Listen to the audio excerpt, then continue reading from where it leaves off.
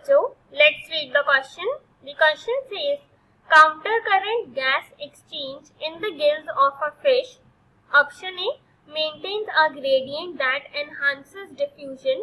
Option B enables the fish to obtain oxygen without swimming. Option C means that blood and water flow at different rates. Option D allows oxygen to diffuse against its partial pressure gradient. So इस question में हमें कहा है कि fish के अंदर gills होती हैं. हमें पता है फिशेस जो है उनके अंदर गिल्स होती हैं उनकी रेस्पिरेशन के लिए. तो गिल्स के अंदर जो काउंटर करंट गैस एक्सचेंज होता है उसके बारे में हमें बताना है कि वो क्या होता है. तो सबसे पहले इस क्वेश्चन का की कॉन्सेप्ट लिखेंगे. तो इस क्वेश्चन का हमारा की कॉन्सेप्ट हो जाएगा counter current gas exchange. Because इस क्वेश्चन के अंदर हम समझेंगे कि counter current gas exchange fishes के अंदर कैसे होता है.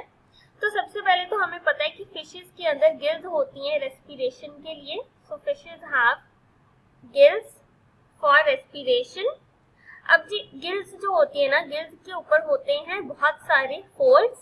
सो न्यूमरस फोल्ड्स आर प्रेजेंट. अब ये जो फोल्ड्स हैं इनका काम क्या होता है? इनका काम होता है सरफेस एरिया को इंक्रीज करना. सो they increase surface area. अब काउंटर करंट का मतलब क्या होता है? काउंटर करंट फ्लो जो है इसका मतलब होता है जब दो डिफरेंट डायरेक्शंस के अंदर, मतलब दो अपोजिट डायरेक्शंस के अंदर कोई चीज फ्लो हो रही है. एंड फिशेस के अंदर क्या होता है? ब्लड एंड वाटर, ये दोनों अपोजिट डायरेक्शंस के अंदर फ्लो करते हैं. So blood and water flow in opposite directions. इसलिए जो फिशेस के अंदर गैस एक्सचेंज है उसे काउंटर करंट कहा जाता है. बिकॉज यहाँ पे ब्लड एंड वाटर दोनों अपोजिट डायरेक्शंस के अंदर फ्लो कर रहे हैं. सो लेट अस सपोज कि ये हमारा वाटर फ्लो हो रहा है. तो यहाँ पे जो हमारा वाटर फ्लो हो रहा है इस डायरेक्शन के अंदर, ठीक है, दिस इज वाटर.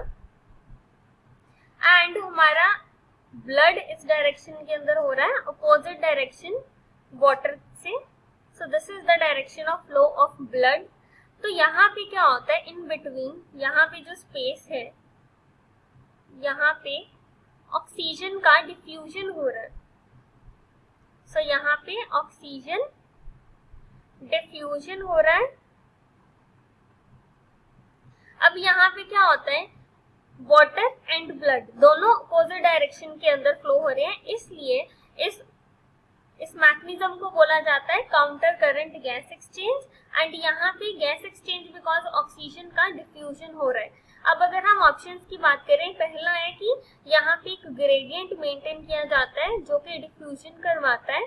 सेकेंड है कि फिश को जो काउंटर करंट गैस एक्सचेंज है ये फिश को इनेबल करता है कि वो ऑक्सीजन को ऑब्टेन करे स्विमिंग करते टाइम.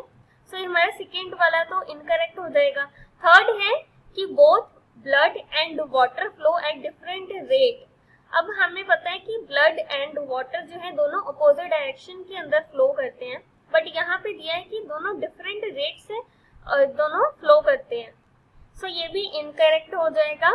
लास्ट है allows oxygen to diffuse against its partial pressure gradient. This statement is also incorrect because counter current gas exchange का जो मेन फंक्शन होता है ये होता है कि ऑक्सीजन ज्यादा से ज्यादा बॉडी के अंदर, फिशेस की बॉडी के अंदर डिफ्यूज कर सके. तो हमारा फर्स्ट ऑप्शन करेक्ट हो जाएगा बिकॉज जितना ज्यादा डिफ्यूजन होगा ऑक्सीजन का बॉडी के अंदर उतना ही ज्यादा अच्छा है, फिशेस को ऑक्सीजन ज्यादा मिल रही है.